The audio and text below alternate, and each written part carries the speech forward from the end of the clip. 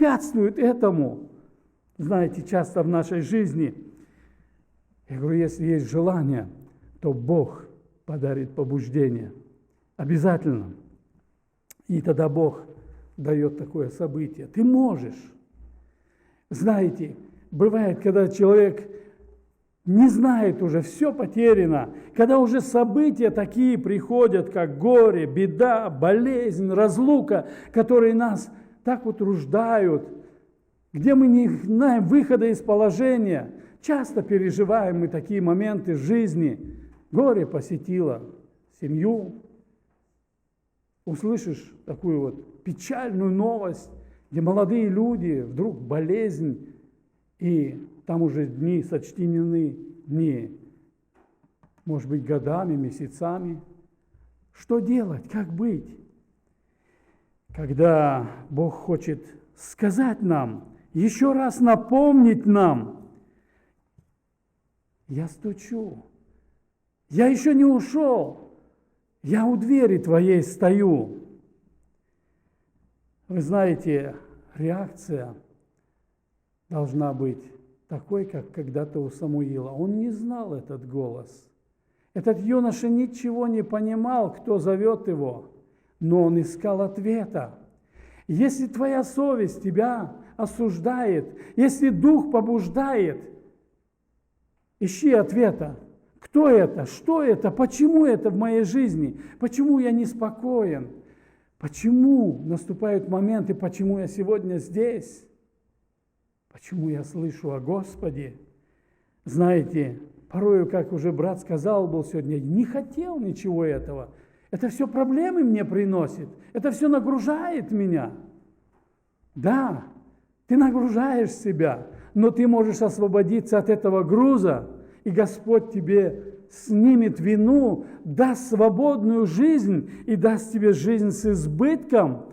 Обещание, когда ты от этой жизни, когда закончится твой путь, не знаю где, на каком этапе, ты будешь иметь уверенность, уходя с этого мира.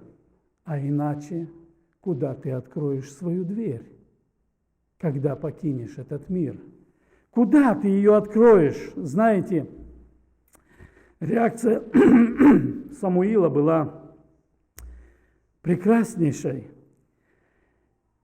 Знаете, в нашей жизни, где мы здесь читаем о Ладикийской церкви, вот там 16 стих, эти моменты, прочитайте, это написанное Ладикийской церкви, где он говорит: церкви, ты достиг состояния, ты не холоден и не горяч. Ты, может быть, слышишь этот стук, но бесполезно. Почему?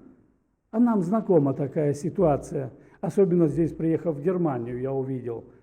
Знаете, когда дверь, а еще есть, кроме двери, такой предохранитель на цепочке, знаете, раз дверь открыть, а не можешь. Вот такой вот кусочек открывается, увидеть и услышать.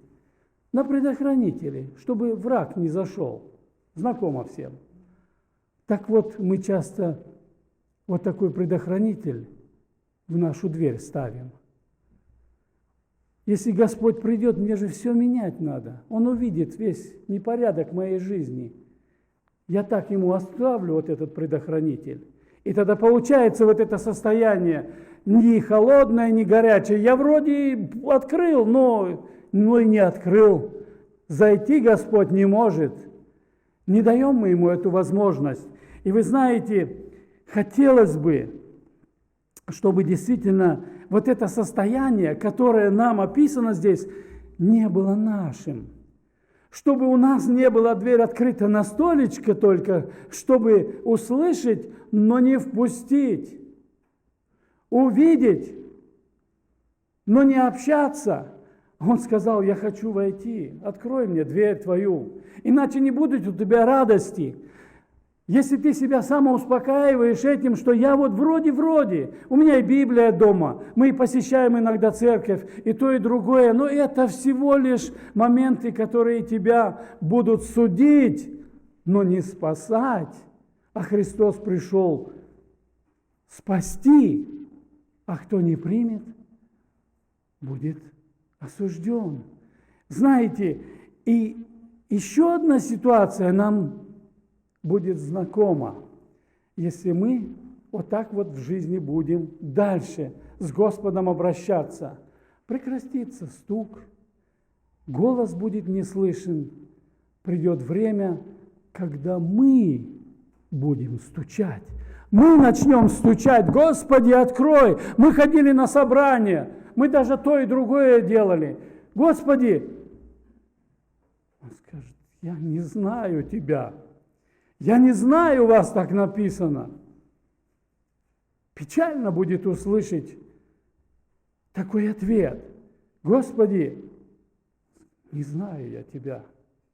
Я стоял, может быть, у твоей двери 70 лет, может быть, все 80 и больше. Я все время стоял, я стучал, я в твою память говорил, я твою совесть немножко тревожил. Ты помнишь, на собрании гимны для тебя я пел, для тебя стихи писались. Я все делал для тебя, начиная с твоего детского возраста, с детства. Я делал все. Но ты избрал другого господина. Ты открыл дверь не мне. Печально. Я не хочу этим растрогать чувства, но я хочу, чтобы вы поняли, что Господь действительно милующий сегодня. Мы живем в такое время, когда столько всяких стуков, и мы открываем, запускаем и рассуждаем не с Господом. А потом думаем, почему так? Нету в сердце радости, пустота и страх, если Господь сегодня придет. Я хочу, чтобы мы это слово взяли для себя как слово Господа, когда мы общаемся. Давид сказал: «Рано хочу услышать, Господи, голос Твой». Знаете, как царь он мог бы пораньше лучших артистов иметь, лучших певцов, с утра разбавляя, чтобы его забавляли, пели. Мы сегодня имеем такую возможность, сегодня христиане забавляются всякой музыкой, которая приходит с интернета, посылают друг другу, многое всякое другое. Есть чем забавиться с утра пораньше. А стук Господа уже не слышен. Дверь, щелочка открыта. Господь говорит: а как ты хочешь со мной общаться? Как я могу быть с тобою? Как я вечерять буду? Дорогие друзья, пусть это слово нам напомнит, кого-то ободрит, кого-то, может быть, предупредит. Давайте мы, когда будем молиться, скажем Господу: Господи, может быть, прости, может быть, Господи, войди. Может быть, Господи, слава Тебе за то, что Ты живешь в моем сердце. И я имею эту надежду. Время бежит, мы будем заканчивать молитвою. И давайте обратимся каждый в тиши перед Господом и скажем Ему наше состояние. Где надо, откроем, чтобы действительно была радость, покой и уверенность в нашем спасении. Аминь. Будем молиться.